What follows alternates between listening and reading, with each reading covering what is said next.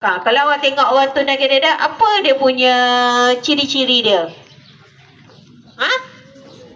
Awak tengok, cik tu lagi dadah tu. Macam mana ciri dia?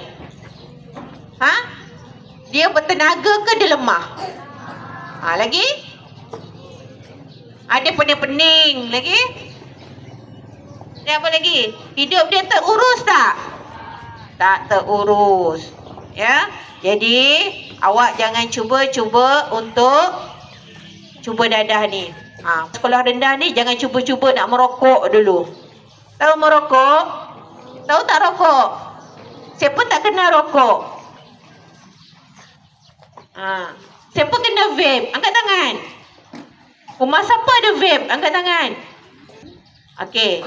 Mula-mula hisap rokok dulu. Lepas tu lama-lama boleh awak terjumus dengan dadah. Jadi dadah ni baik ke tak baik? Baik ke tak baik?